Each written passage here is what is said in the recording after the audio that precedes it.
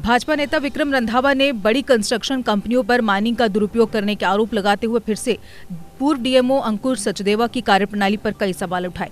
उन्होंने कहा कि सदियों से तवी नदी में कई लोगों की रोजी रोटी निर्भर करती थी, लेकिन बड़ी कंपनियों ने स्टोन क्रशिंग करने वालों जो कि रजिस्टर्ड थे, उसके बावजूद वे इस प्रतिबंध के चलते आज अपने परिवारों का पालन पोषण नहीं कर पा रहे। उन्होंने कहा कि विभाग द्वारा लाखों के हिसाब से उन पर पेनल्टी भी लगाई गई है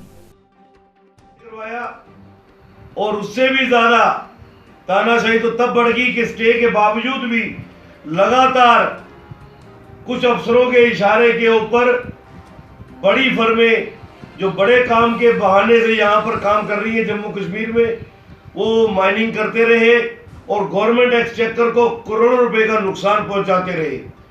और उस सब के लिए अगर किसी को दोषी ठहराने का प्रयास किया, हमारे उस वक्त के डीएमओ अंकुर सचदेवा ने अपनी चोरियां छुपाने के लिए तो हमारी स्टोन क्रशिंग इंडस्ट्री के ऊपर ब्लैंकेट बैन लगा दिया, जो कि एक रजिस्टर्ड इंडस्ट्री थी। हर यूनिट होल्डर डीआईसी जम्मू द्वारा रजिस्टर्ड था। पोल्यूशन कंट्रोल बोर्ड का सालाना एनओसीज हमारे पास थे। यहाँ तक कि जियोलॉजी माइनिंग डिपार्टमेंट का एनओसी था कि आप तवी के एंड पे, तवी के किनारे पे अपनी मालकी जमीनों पे स्टोन क्रशर लगा सकते हैं और तवी में से माइनिंग करके क्रशिंग करके अपनी रोजी रोटी चला सकते हैं और कईयों घरों की रोजी रोटी चला सकते हैं।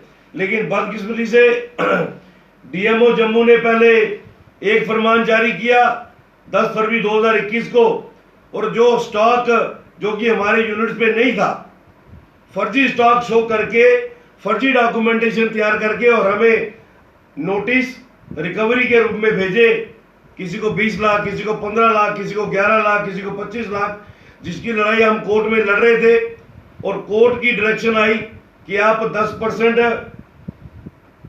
पेनल्टी का इशू करके, पे करके बाकी इंस्टॉलमेंट्स कर लीजिए और उसके बाद हम आपका ये इशू भी सेटल करेंगे।